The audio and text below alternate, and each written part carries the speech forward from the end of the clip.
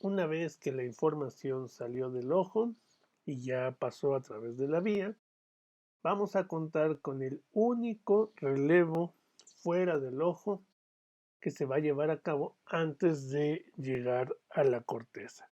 Y en este caso, este relevo va a estar formado por el tálamo, ¿verdad? Entonces vamos a tener un relevo en el núcleo geniculado lateral.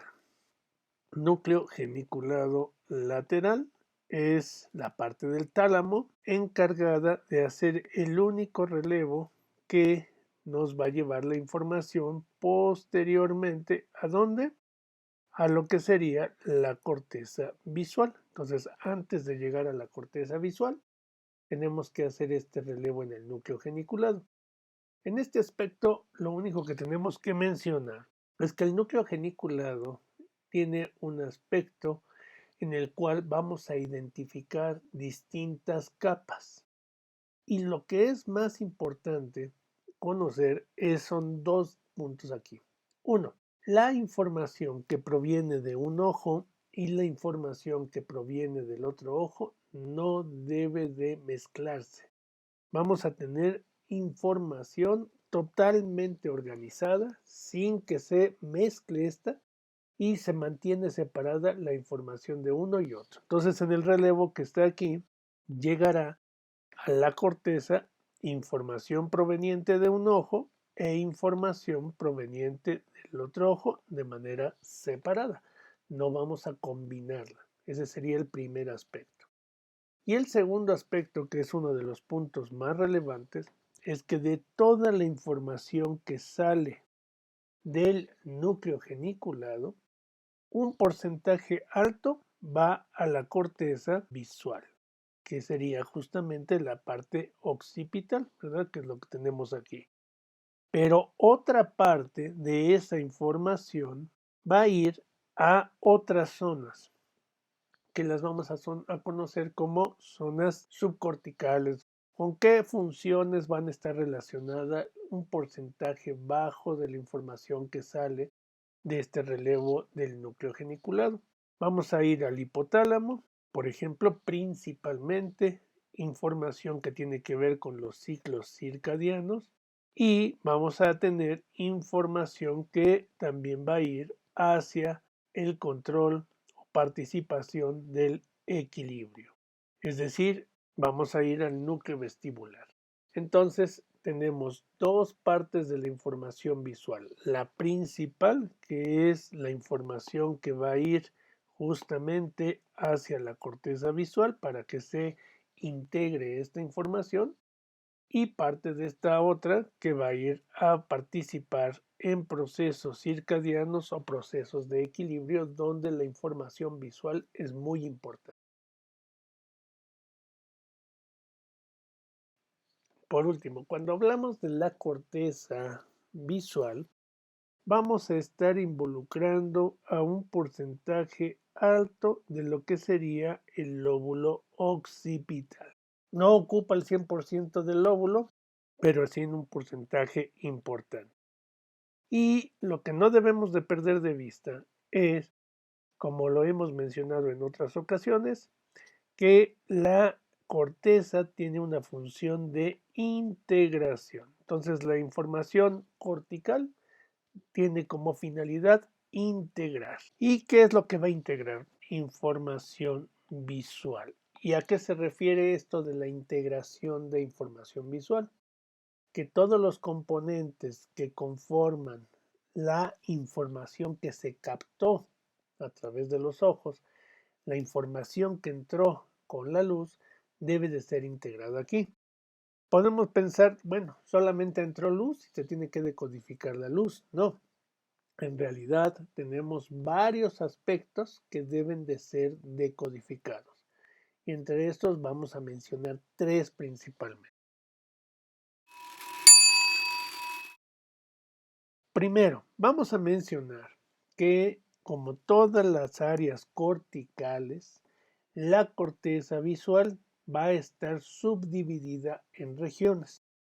Y ya sabemos que la división que se va a hacer de la corteza en áreas muy específicas corresponden a secciones donde las neuronas que se encuentran en ese punto van a estar especializadas en una función determinada.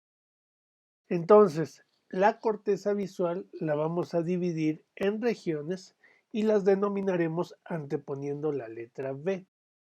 Entonces podremos tener V1, V2, V3, etc. Estas regiones tendrán funciones específicas. Dentro de las funciones más importantes de la corteza visual podemos mencionar tres. Primero, vamos a tener un área destinada específicamente a la decodificación de los colores y a la identificación de los bordes. ¿Por qué? Uno, toda la información que provenía de la retina que se captó por los conos, dependiendo de las frecuencias en este sitio es donde se va a decodificar a qué color corresponde. Y segundo, para que nosotros podamos observar un objeto que se encuentre a nuestro alrededor, tenemos que ser capaces de identificar los bordes del objeto y diferenciarlo del fondo. En este caso, la identificación de bordes es extraordinariamente importante. En la naturaleza se utiliza justo el borrar los bordes como una forma de protección que le vamos a denominar mimetismo. Y en la milicia también se utiliza como el camuflaje, que tiene como objetivo disimular los bordes de una persona o de un objeto y que se confundan con el borde. En el momento que yo no soy capaz de identificar los bordes de los objetos, no los puedo ubicar. Entonces, esta región va a estar perfectamente especializada para la identificación de bordes y colores y a esta zona le vamos a denominar V4. Ahora, existen casos extraordinarios en la medicina en donde pueden identificarse pacientes que tuvieron una lesión bilateral, es decir, de ambos hemisferios, justo en la región de V4. ¿Y qué caracteriza a estos pacientes? Uno, si nosotros les pedimos que hagan un dibujo, no van a utilizar ningún color, van a tomar los colores indistintamente porque no lo pueden identificar y tampoco podrán realizar un dibujo de una forma sencilla porque no puede identificar los bordes. Parece un poco raro porque nosotros no estamos acostumbrados a ver el mundo así, pero son casos extraordinarios. Hay muy pocos casos, no rebasan los 10 casos en todo el mundo que se han identificado de lesiones de esta zona de B4 bilateral, pero nos ayudan esta forma de lesión para entender qué está pasando en el cerebro. Ahora, vamos a tener otra región que le vamos a denominar V5 y V5 va a ser la región especializada para detectar objetos en movimiento. Todo lo que se encuentre en movimiento va a ser identificado en esta zona. Entonces, vamos a tener que también existen casos de pacientes que tuvieron lesión bilateral de B5.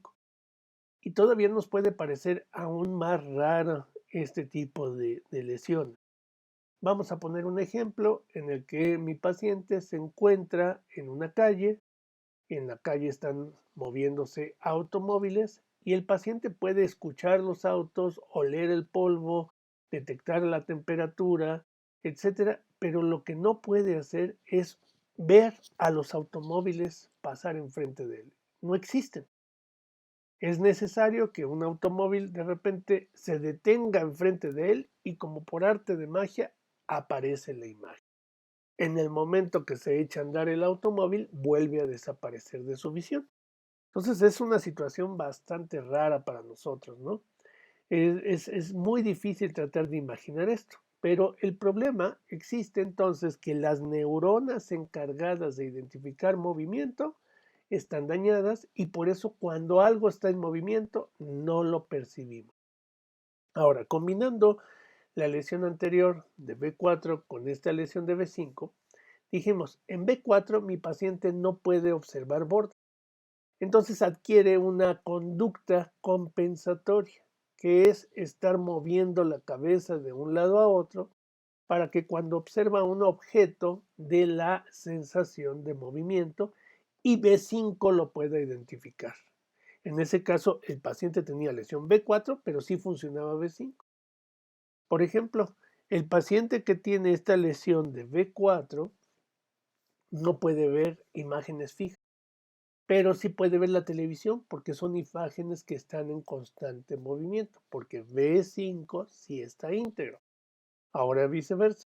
Mi paciente que tiene lesión en B5 no puede ver la televisión porque como todo está en movimiento no aparece la imagen, pero sí puede ver imágenes estáticas. Entonces son situaciones que en conjunto nosotros no diferenciamos, no separamos, pero que son dos partes importantes de la información que adquirimos a través de la visión.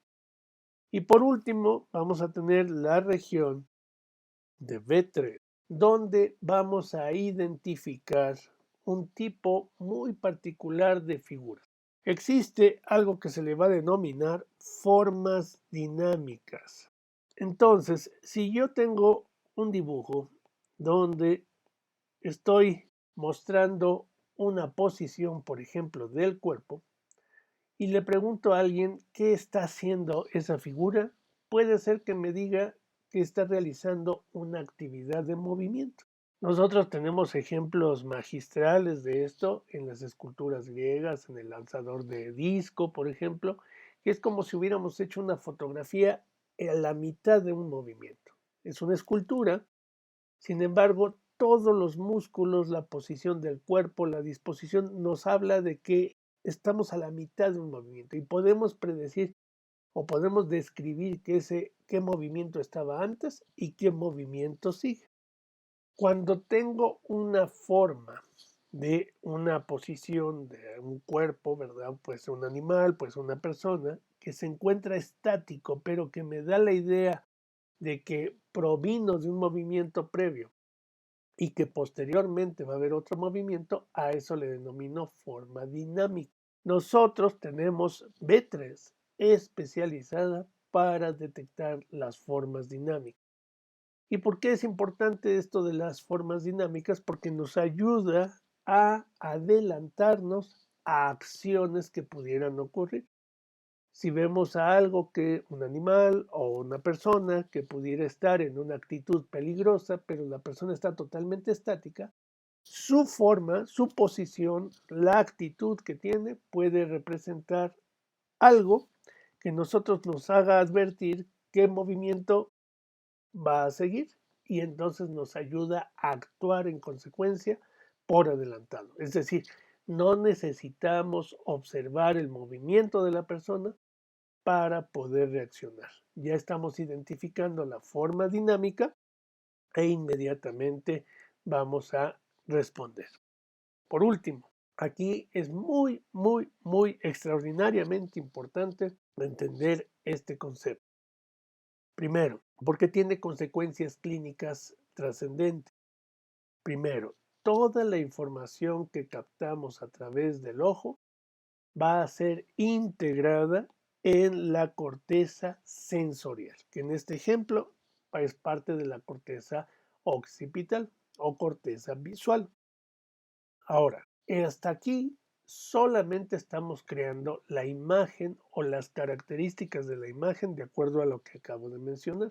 Cuando nos preguntamos a qué corresponde esa imagen, cómo se llama, cómo se escribe, cómo se pronuncia, qué emociones me evoca, qué información me da, etcétera, etcétera. Es decir, toda la información relacionada con esta imagen, eso ya no pertenece a la corteza sensorial. Esa va a ser una función de otras regiones corticales que pueden implicar la memoria, o incluso funciones subcorticales que puedan implicar emociones, que puede implicar pensamiento abstracto, etc. Ahora entonces, información sensorial única y exclusivamente es cuando nosotros presentamos un estímulo y da la respuesta la corteza sensorial correspondiente. Entonces, el punto importante a recordar es que una vez que se integró la información en la corteza visual, esta información debe de ser enviada a otras áreas corticales para terminar con el procesamiento. No termina la información ahí. Ahí en esa corteza visual terminó la decodificación sensorial de la visión. Ahora iniciará un proceso cognitivo que ya corresponde a otras áreas corticales. Y entonces tendrá que llevar toda una secuencia de procesamientos en distintas áreas para que nosotros tengamos la información a la cual estamos habituados, de voltar a ver un rostro e identificar que pertenece a una persona conocida, desconocida, que podamos identificar qué nombre tiene, en qué contexto conocemos a esa persona, nos es agradable o desagradable, etc. Toda esa información ya no proviene de la corteza sensorial, ya se integró en otras áreas corticales. Pero el hecho de tener la imagen de ese rostro, eso es exclusivo de la corteza visual. Espero que se logre entender esta diferencia, estos conceptos, y si existen algunas dudas, por favor déjenlo en los comentarios.